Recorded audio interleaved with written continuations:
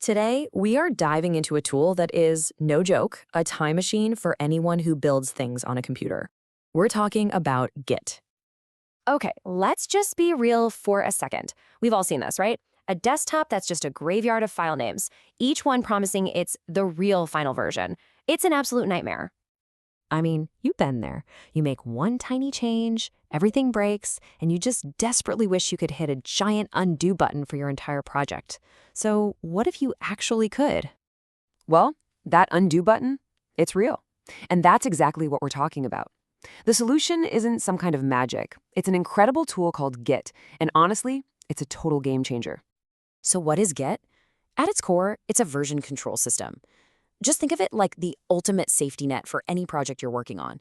It keeps a record of every single change, so you can literally travel back to any previous version of your work.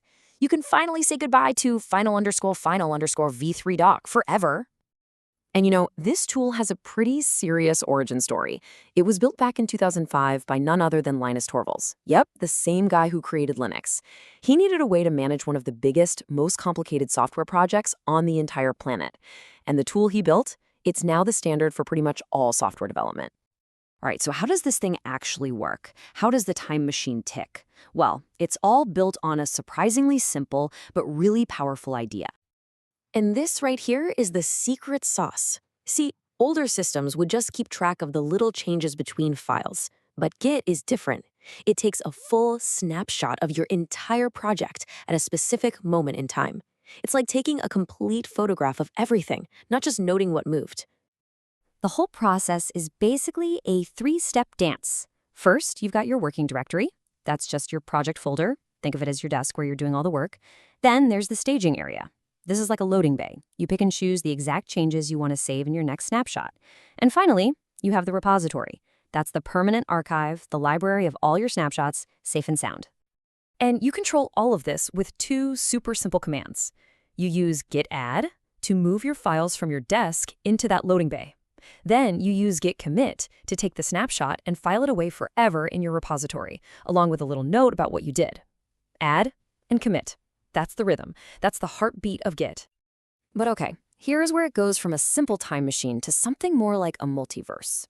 Git doesn't just let you move along one timeline.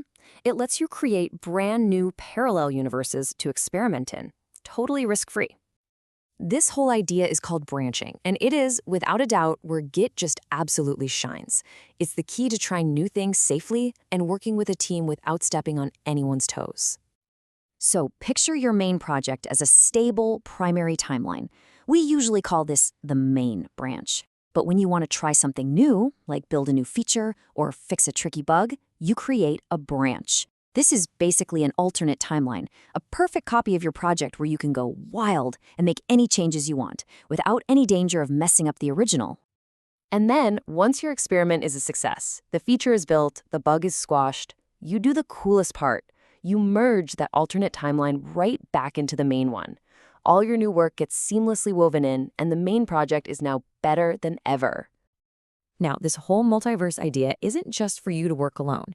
It's the very thing that makes Git so incredible for teamwork. So, how do a bunch of people sync up all their different timelines? Well, that's where services like GitHub, GitLab, or Bitbucket come into the picture. They act as a central hub, like a shared master timeline that everyone on the team can see. You can download a copy, create your own branches from it, and then propose merging your awesome new work back in for everyone else. And the way we do that is with something called a pull request, or a PR for short. Now, this isn't just some command you type, it's a conversation.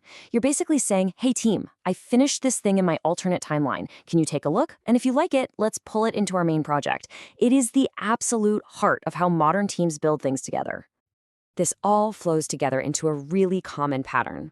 First, you fork the project. That means making your own personal copy of it on the server. Then you clone that copy down to your computer.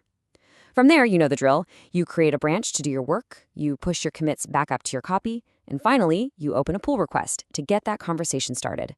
It's a powerful, repeatable way to contribute to just about any project out there.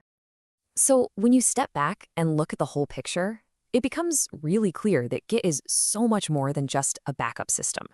It's a tool that completely changes how we think about creating and building things, especially together. And to really get the most out of it, you just have to build a few good habits. Things like committing small changes often, writing really clear messages about what you did, always using a branch for a new feature or fix, merging your work back in regularly, and always pushing your changes so they're backed up. These aren't just rules. They make working with a team incredibly smooth. And that really is the heart of it, isn't it? Git gives you the safety net you need to experiment without fear, and it gives teams the structure they need to collaborate and innovate at an incredible pace. It's really a foundation for creativity. Which kind of leaves us with one big final thought.